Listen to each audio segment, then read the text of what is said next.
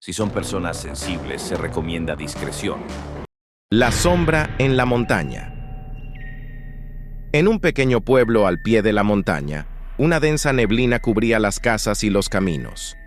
Este lugar, conocido como Valle Sombrío, había sido habitado durante generaciones, pero siempre había estado envuelto en misterios y leyendas.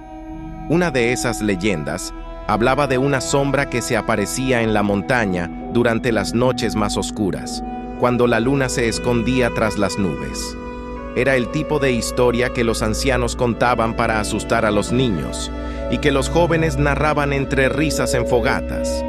Nadie en realidad creía en la sombra de la montaña, hasta que la familia Díaz se mudó al pueblo. Los Díaz eran una familia común, en busca de un lugar tranquilo donde comenzar de nuevo. Compraron una vieja casa en las afueras del pueblo, una casona que había permanecido deshabitada por años. Los aldeanos no se acercaban a esa casa. La consideraban maldita, pero los Díaz no eran supersticiosos. La primera noche en la nueva casa, todo parecía normal. El viento susurraba entre los árboles y los búhos cantaban a la distancia. Sin embargo, cerca de la medianoche, los perros de la familia comenzaron a ladrar frenéticamente hacia la ventana que daba a la montaña. El padre, Ernesto Díaz, se asomó pero no vio nada más que oscuridad. Decidió que los perros estaban inquietos por el cambio de casa y los calmó antes de regresar a la cama. Las noches siguientes, los perros continuaron ladrando, siempre a la misma hora. A veces, incluso aullaban con un tono que ponía los pelos de punta. Al cuarto día, el hijo menor, Pablo, se despertó llorando, diciendo que había visto algo afuera. «Una sombra grande, papá. Se mueve rápido y tiene ojos brillantes», dijo entre sollozos. Ernesto decidió que era suficiente.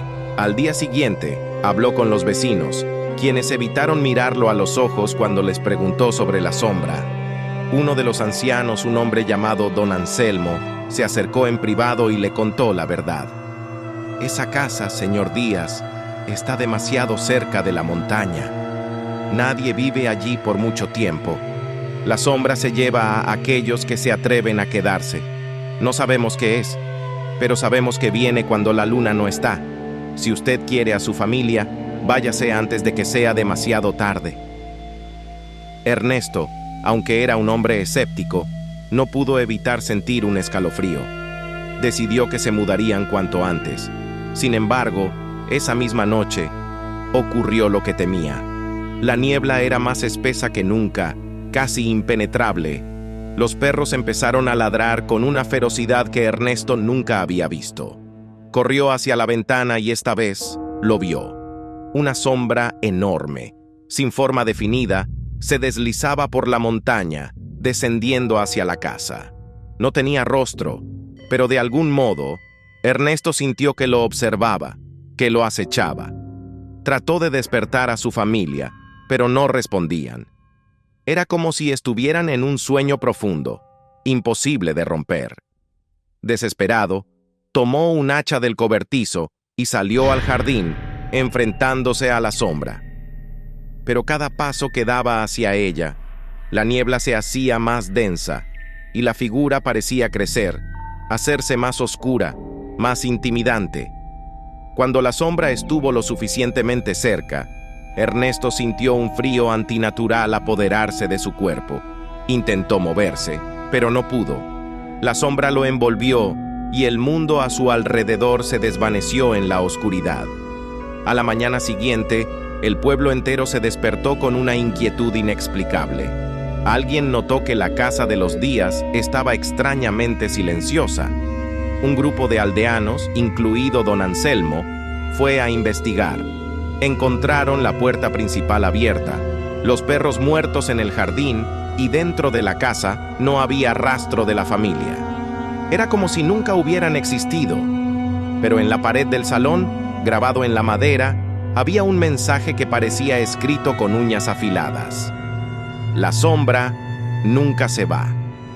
Desde aquel día, nadie más volvió a acercarse a la casa, que se deterioró lentamente con el tiempo. Valle Sombrío quedó desierto unos años después, y la leyenda de la sombra de la montaña se convirtió en un cuento olvidado, salvo para aquellos que saben que algunas sombras no son solo oscuridad, sino algo mucho más siniestro.